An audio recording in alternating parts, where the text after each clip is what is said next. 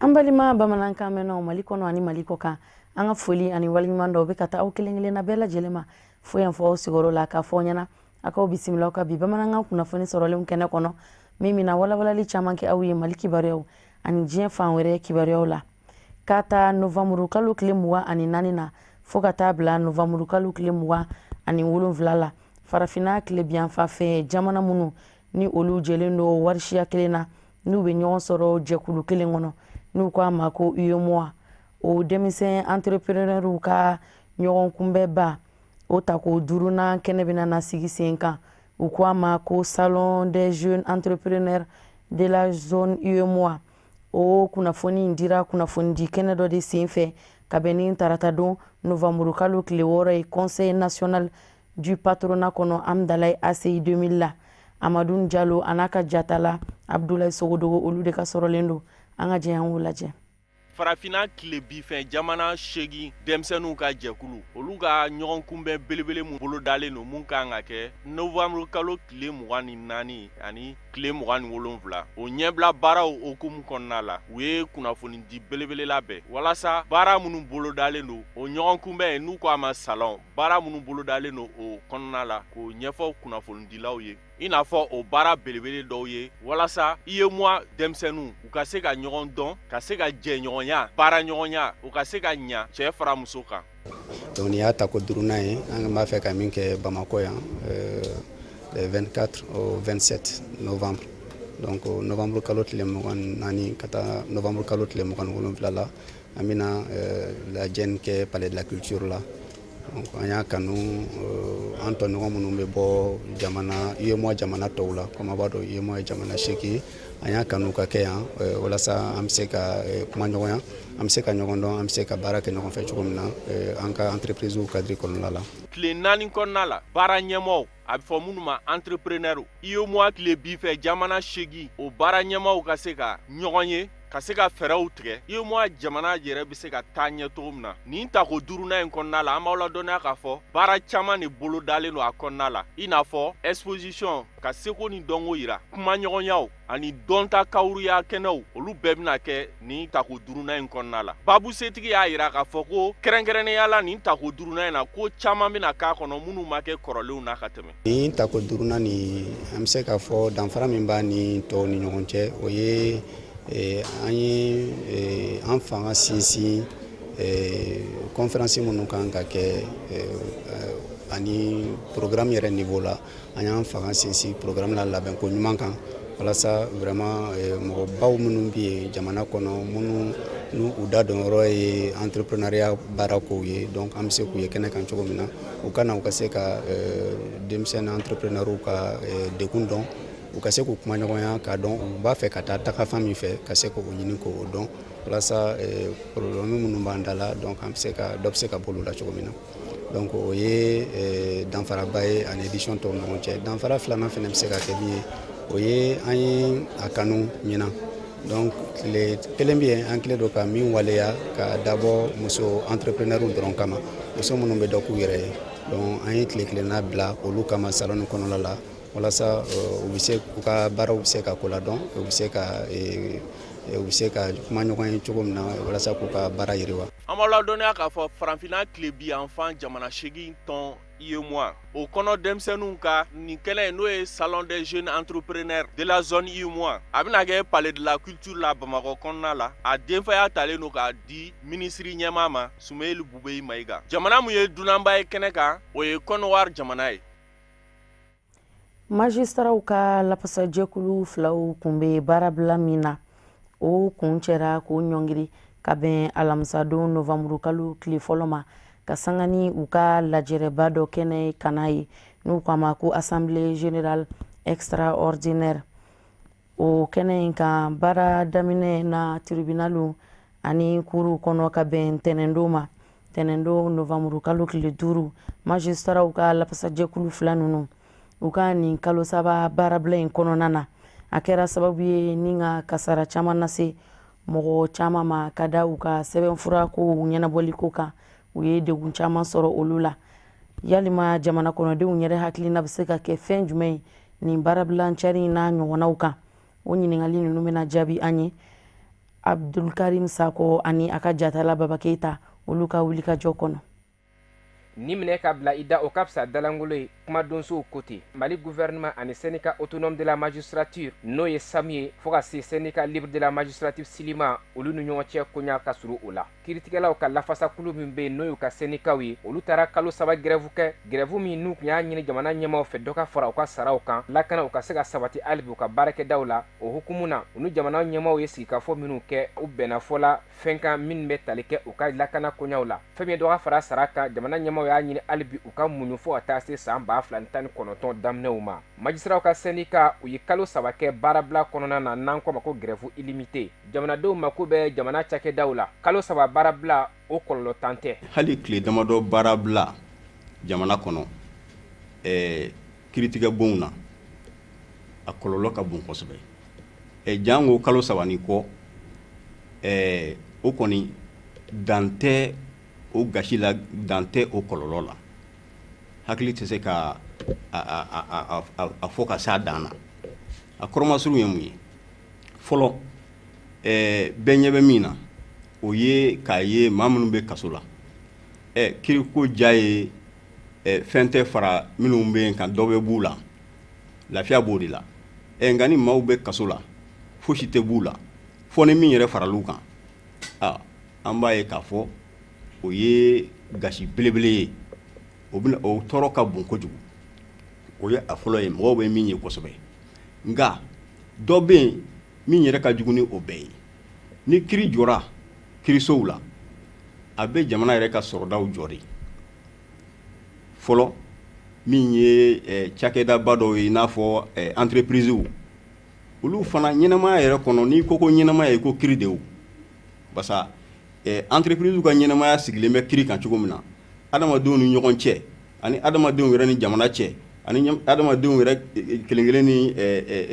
entreprisew fana cɛ ni relation bɛɛ sigilen bɛ kiiri de kan donc ni kiiri jɔra jamana sɔrɔdaw caman bɛ jɔ. Fɛn min ye kasoden minnu bɛ bolo la ni sariya ye waati min boli u kan n'o dafara k'a sɔrɔ ni koɲa bɛ sen na n'o ye grève ye olu ka lahalaw bɛ kɛ cogo di fo ka taa se maa minnu mako bɛ sɛbɛn wɛrɛ la i n'a fɔ a bɛ fɔ min ma ko certificat de nationalité ani casier judiciaire olu n'u ɲɔgɔnna caman u ye ɲɔgɔn sɔrɔ jugew ka bureau kan kalo 3 in kɔnɔna na ka se k'o baaraw bɛɛ lajɛlen kɛ teliya la jamanadenw ka lafiya kama a bɛ fɔ min ma ko audience extraordinaire n'o ye jugew ka kɛnɛw minnu bɛ sigi waati b'u la sigidon b'u la ka kɛɲɛ ni baara caya ye ka don dɔw kɛrɛnkɛrɛn k'olu ta ka fara don kofalenw kan walasa baara caya dɔ ka se ka bɔ o la walasa kalo 3 in tɛmɛnen kɔ baara min tuna ɲɔgɔn kan caman bɛ se ka bɔ a la da sera min ma o ye de k'a fɔ ko audience extraordinaire i n'a fɔ n'i taara yɔrɔ yɔrɔ la i b'a sɔrɔ kɛdon de bɛ kiiriw la nka sisan n'a sɔrɔla kiiri bɛ kɛ siɲɛ kelen n kan bɛ kɛrɛnkɛrɛnnenya la min ye kiiri minnu ni kasoladenw b'a la a caman na a bɛ kɛ siɲɛ kelen de dɔgɔkun kɔnɔ donc o ye de sisan a ɲini k'a kɛ siɲɛ 2 dɔgɔkun kɔnɔ solution min fɔlen don o y'o de ye an ye maa 86 de bɔ kaso la kasoladenw na ka na n'u ye ka n'u ka kiiri kɛ maa 73 olu y'u ka ko jaabi dɔn parce que u ka kiiri kɛra dɔw bilala dɔw ɲangira ɲangi kɔnɔna la u tɔ tora u b'a yira k'a fɔ k'u tɔ ye u y'a kalo hakɛ min kɛ kaso la u tɔ ye tile damadɔ ye u bɛ bɔ mɔgɔ 13 dɔrɔn de bɛ yen minnu ta u ka kiiri bilala dɔgɔkun wɛrɛ la n'o ye tarata natɔ ye novembre kalo tile 13. Syndicat autonome de la magistrature SAM ani syndicat libre de la magistrature Silima u ye ni kunnafoniw di ka kɛ n'u ka kɛnɛ dɔ sigilen a bɛ fɔ min ma ko assemblée générale extraordinaire n'o kɛra Bamakɔ cour d'appel kɔnɔna na n'o de ye k'a fɔ grève u y'a kun cɛ fɔlɔ ka baaraw daminɛ sani ka taa se waati kofɔlenw ma u ni jamana ɲɛmaaw ni ɲɔgɔn cɛ. An b'an kunda Ameriki jamana kɔnɔ kalata min ni o kun bɛ sen na yen nɔ ka bɛn ni tarata don novembre kalo tile 6 ye n'u ko a ma ko élection de mi mandat o jaabiw bɔra fanga ɲini jɛkulu min ɲini u b'a fɔ a ma ko parti démocrate olu ye sebagaya sɔrɔ chambre des représentants kɔnɔ fan dɔ fɛ fanga ɲini jɛkulu républicain mɔgɔw olu de sebaya sɔrɔ sena kɔnɔna na ni sigiyɔrɔ 53 ye. Hali n'o y'a sɔrɔ a kun kanunen don jamanakuntigi Donald Trump fɛ sebaya bɛɛ lajɛlen o ka se ka kɛ olu ka fanga ɲini jɛkulu ta ye, nka o laɲini ninnu olu ma se ka sabati a fɛ. Musa Fɔnba ale ye fɛn minnu sɔrɔ an ka jɛ an k'o lajɛ. Fanga camanjɛ kuma kalata u k'a ma ko élection min manda a dajara jamana ɲɛma Donald Trump la nin bɛɛ lajɛlen de bɛ kɛ sababu ye k'a jira maa na k'a fɔ Donald Trump Amerikikaw ka jamana ɲɛma jamanadenw dɔngɔma don fanga na. A wulila ka se Ameriki yɔrɔ o yɔrɔ ka yɛrɛmankutu baara kɛ a ka cɛbɔw ye u tɛmɛna ye. O de kosɔn tarata nɔgɔmuru kalo tile 7 in nisɔndiya kɛnɛbaw ka a y'a jira k'a fɔ ni maa kan ka nisɔndiya a ko yɛ don. Tiɲɛ don Barack Obama ka fanga ɲinindɔ démocratiw ye wasabulon Chambre des représentants sɔrɔ n'o bɛ i n'a fɔ wasabulon Assemblée nationale. Nka wasabulon filanan ni o ye Sénat ye. Don dɛmɛnenw na Donald Trump kun ka girin ye nka nin sen sebaya wɛrɛ min dara Donald Trump fɛ a ka fanga ɲinindɔ les républicains kɔnɔ. Maa minnu bɛ to ka u banamini kuma dɔw la ani hakilina dɔw tali cɛ k'a fɔ tiɲɛ don an bɛɛ lajɛlen fanga ɲini dɔnkelen kɔnɔmɔɔw ye. Nka an dɛti olu bɛɛ lajɛlen de bɔra la nin sen bawo ɲɛbilakalataw minnu kɛra n'o ye primaire ye walasa a ka daga ye k'i kan bɔ fanga ɲini dɔ tɔgɔ la olu caman buruna ka na ni Donald Trump yɛrɛ masurunama kɛrɛnkɛrɛnnenw de ye o b'a jira k'a fɔ ni hakilina o hakilina kɔni ma ɲɛ ko bi ta sa nin wasabulonba filanan in kɔnɔ ni o ye Sénat ye. Donald Trump hakilina tigɛlen de don maaden tɛ sɔrɔ min b'i banamini ani hakilina tali cɛ ka sabu kɛ a yɛrɛ masurunama kɛrɛnkɛrɛnnenw de bɛ Sénat kɔnɔ bi. Maa min ye maa fa munyanenba ye Ameriki politiki bina kun na ko Jean-Éric Cabrana ale y'a yira k'a fɔ Donald Trump ka sebaya fɔlɔ ye mun ye maa tɛ yen bilen wasabulon Sénat kɔnɔ ka wara da a ka hakilina la. Filanan a maa fanba bɛɛ y'a yɛrɛ ka mɔɔw ye nin sebayaw bɛɛ bɛ taa fara a ka jamana ɲɛmaya sebaya de kan. O kumana Donald Trump ni ko o ko wulila o bɛɛ lajɛlen bi daja a la wasabulon kɔnɔ o ye kelen ye n'a ma nisɔndiya min fɛnɛ na sebaa ye a k'a ka droit de veto fɛnɛ ta bawo nin bi droit de veto fɛnɛ yamaruya a ye. Donald Trump taara dɛmɛ kɛ fan o fan fɛ ka ɲɛsin a ka fanga ɲinindɔ cɛbaw ma i n'a fɔ Texas mara ani Floride. I b'a ye k'a fɔ tɛmɛ kɛra nin bɛɛ lajɛlen la Texasikaw fɛ yen Ted Cruz de tɛmɛna ye wa Floride yɛrɛ mɔgɔw kun hakilila k'a fɔ Barack Obama taara dɛmɛ don farafinden min mɔ ye an bɛ deli k'o fɔ an y'an ka laseli dɔ la k'a fɔ a ba kun ye lɔgɔlidenw ka kari bolila ye a fa kun ye minɛburu ye sojɔyɔrɔw la. Barack Obama y'i to o kɛnɛ ka Donald Trump sɛbɛnkɔrɔ bɔrɔndɔ ka ko bɛɛ kɛ ka dɛsɛ kolokoto. Maaw kun hakilila k'a fɔ a bɛ min bi n'o ye Donald Trump ka maa dɛmɛnen ye ko Ron DeSantis. Donald Trump ka kuma kɛra sababu ye k'o de kɛ ka Barack Obama ka cɛbɔ bi n'o ye farafinden ye. O de b'an sɛnsɛn ka diɲɛ fan wɛrɛ tɔw olu kibaruyaw lasɔrɔ ani Musa Fɔnba bɛ to ɲɔgɔn bolo hali bi an ka jɛ ka sɔrɔlenw lajɛ.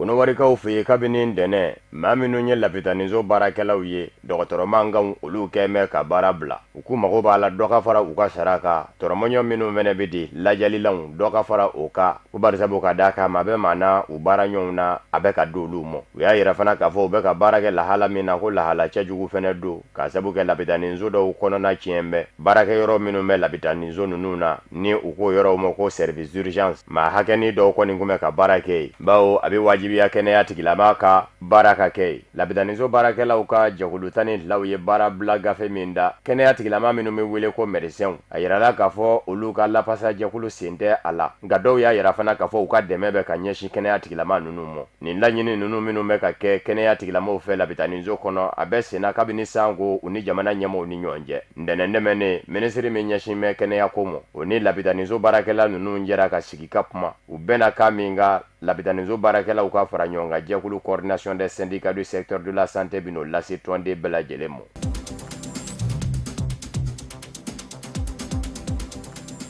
Mauritanienkaw ka jamana ɲɛmɔgɔw y'a yira k'a fɔ Ameriki jamana ye hakilina min da k'u sɛgɛrɛ k'a ma bɛn u ma k'u sen bɔ sanni feere nasira baaraw la Mauritanie jamana ni Ameriki ni ɲɔgɔn cɛ u ka jagosira senfɛ jagosira min bɛ wele ko AGOA k'a ma bɛn jagosira in AGOA bɛ kɛ sababu ye ka farafinna minɛnw kɛ ka Ameriki jamana sugu lasɔrɔ. Donald Trump n'a ka fanga y'a yira k'a fɔ Mauritanie sen bɔ kun jagosira in damani na Mauritanie ni Ameriki ni ɲɔgɔn cɛ jɔnya min kolokolon bɛ Mauritanie ka den fɛ ka ɲɛsin farafinden ma Mauritanie ko a tɛ bɛn nka Mauritanie minisiri min ɲɛsin bɛ Mauritanie ni jamana wɛrɛ ni ɲɔgɔn cɛ kun ye ɲɛnabɔ ma ale y'a yira k'a fɔ Amerikikaw kun kan ka jateminɛ kɛ yanni u ka nin hakilina in da ka ɲɛsin Mauritanie ma barisabu ka d'a kan Mauritanie ye jamana ye i n'a fɔ farafinna jamana dɔw jɔnya kun bɛ jamanaw minnu na nka bilama dabila bɛ a tɔni min bɛ Mauritanie jamana kono jamana nyamo be ka wuli ko kala chugo nyini wa sharia ta me jamana nyamo fe mi ma jira ka fo ma o mama na soro ima nyo jonya lila ini kasuka ka mamena ni jonya kele to yo kuma me Mauritanie ukama ko initiative pour la résurgence du mouvement abolitionniste ira anyama ne oye birama uldudai oya ira ka fo Mauritanie ministry e kuma mi wona ngi do fo do ale shini farafinde be ka jonya Mauritanie ngulu yema fe na ministry mi nyashima Mauritanie ni jamana wara ni nyoja kunya nyana bomo akabe nyini Donald Trump fe aye haglena minda akabla da wayele Mauritanie jamana yi Amerika jamana lasigiden zo mi me Mauritanie babala Nouakchott ministry mi nyashima Mauritanie jamana wara ni nyoja kunya nyana bomo asira ye ninga kaniso ko ya jira ye ni bataki ye ngama chama nya jira ka fo ningo ni mike toko chinya ko ye Mauritanie jamana mo ka sabu ke ka jamana toko na ke gwese bela jele da ka fo amet lemina bi halibi awde ka jamana kono manimbi bi ma nyo jonya o ye toko chinya ko baye jensere na ni binakuka nonde soro ko ta fafe ati dadigi bake Mauritanie jamana na bar sabu ka daka Mauritanie jamana ere ka mine minu mita Amerika sugu la ka koro mina mbere ute ka fo ko abita ke sababu ye ka Mauritanie nga soro do chien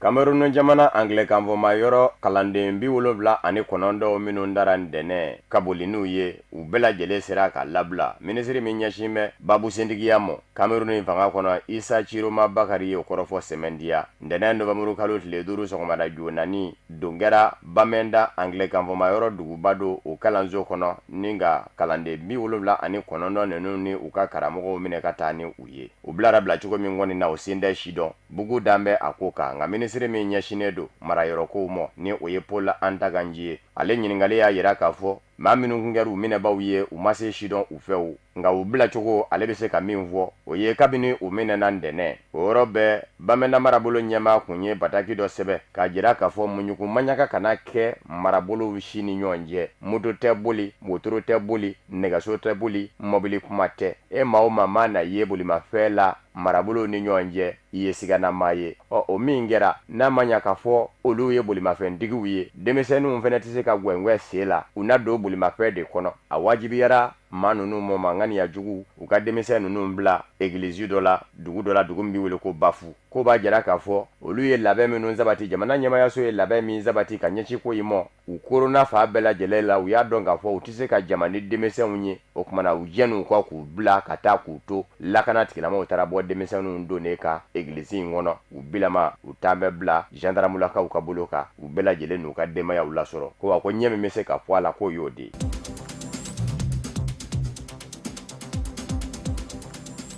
Madagascar ka ufe ma million danyo na de welele do gundo soni kono kata dongoma sugandi dongoma meme jamana mara sanata ula dangoroba saba de be keneka abela jele jamana nyema koroye Angera Joel Markara Valomanan ane Erazo Narmampian Madagascar jamana do mi ya bela jele ye fanga gwele ya ula kafo jaso walegele jamana nyema ka mama ba ko faka jako ya jigi jamana nyema do yoru yutu ka jamana nyema yala ka wala semeni mbekera kalata mi ke novembre kalot le wolo wlain bara udamene na udamene chugo la sokmada ya va fe gwele ya maye ngalakana tikila mo desebe koro bora ka fa bela jele ko ne mine barsabu ka daka ndulati kene ba mi mbe mahama sininga ufe ma kemefla lakana tikila maula ukomino mako force d'intervention rapide olu bongu me fa bela jele la olu ka wuli ka joye yoro ningile ngoye kalata so fene bela jele da yele la nga gwele ya be yoro ni mina woye kalata ereke chugo ye bawo sebe mvura mi ni kalabita ola ukama ko bulletin ninze inda fereke kalatala umo ukama ko bulletin unique sebembura bakelendo chebo bela jele jabi nyonzoro sebemba kele minga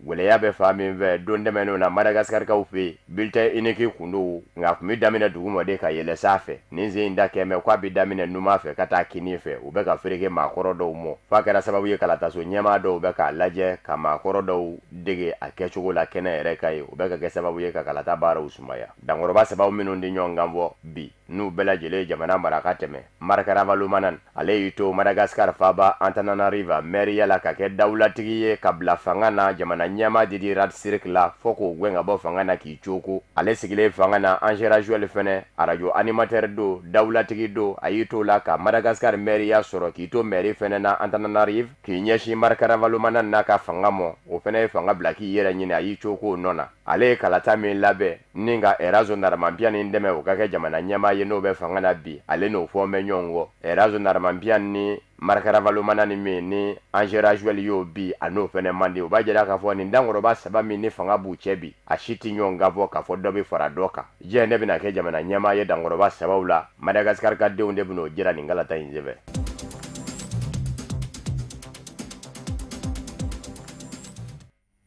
O de bɛ dansigi kɛ bi bamanankan kunnafoni sɔrɔlenw na minnu sera ka fara ɲɔgɔn kan ka bɛn ni kuma in ye kunnafonidiso ɲɛmɔgɔ sɔfɛ k'a lase aw ma aw ni ce aw ka ɲamadaliw la aw k'an bɛn laseli nata ni Ala sɔnn'a ma aw k'an bɛn.